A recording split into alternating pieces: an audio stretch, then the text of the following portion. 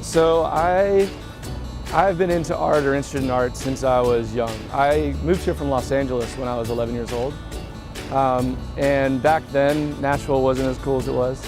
Now, there was no artwork. There was, a little bit of graffiti maybe. So I kind of missed seeing, the artwork and the graffiti and murals that I saw in Los Angeles, and wanted to, kind of do the same thing here.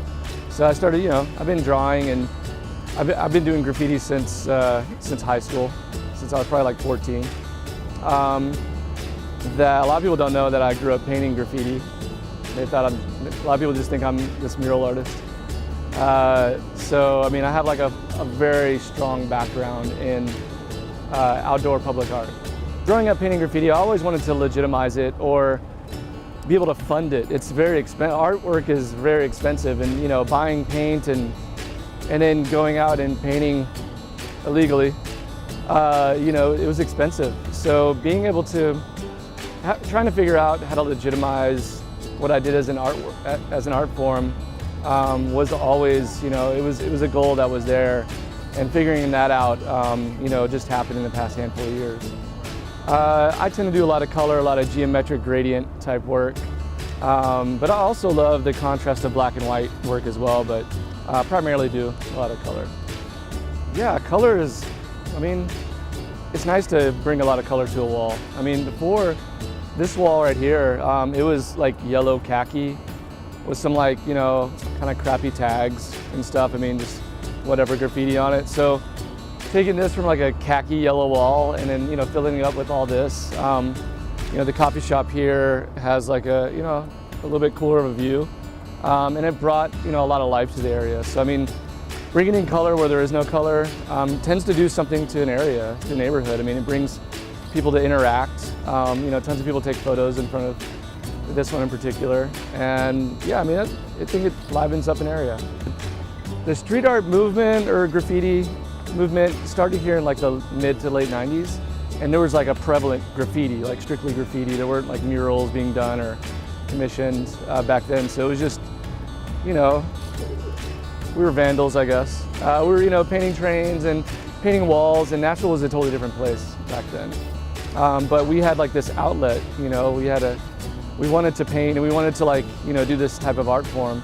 And, always hoped for a mural movement of some sort, or, being able to be commissioned for something back then.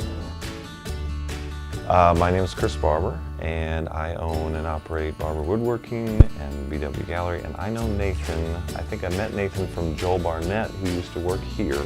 And I think I already knew about him just from some of his work around town. I think he'd already done the Sobro Guest House and the Red Rocks Tile. So I'd seen some of his work, and then when we decided to open the gallery, we actually did our mural coinciding with that opening.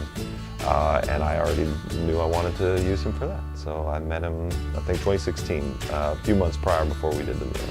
And so it's cool because it is that was sort of our original vision, was we wanted a really easy landmark.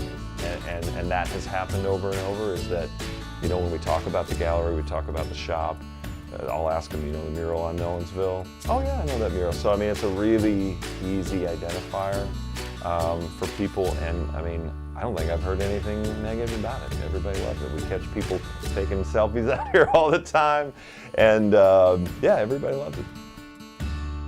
The Nashville Walls project has been around, we're in our third year now, and it was created because there was just a void of, there weren't really any murals in Nashville, and there's all this great wall space, and there was a ton of development going on. So just saw an opportunity to create, lively spaces, places that were just, kind of blighted and needed a little bit of love, and wanted to invite, not only local artists to paint here, but international artists to kind of broaden the spectrum of culture and in the arts of Nashville. I got involved about a year ago on a project. We're doing a piece, doing a huge mural with a guy named Jason Woodside and Ian Ross, two internationally known artists, one from New York, one from San Francisco. Nashville Walls project reached out to me to work with Jason Woodside to create the mural that I'll show you later.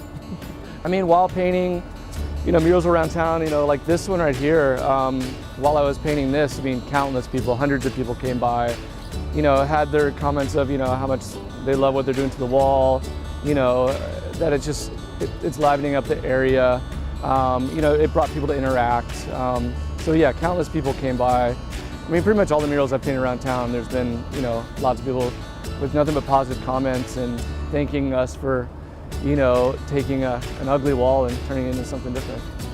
I mean, music is always inspiring. I mean, I like to have headphones on when I'm painting, whether it's in the studio or out on the street.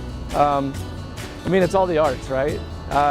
Music and artwork and anything that's creative kind of all goes hand in hand. You need one to do the other. One inspires the other.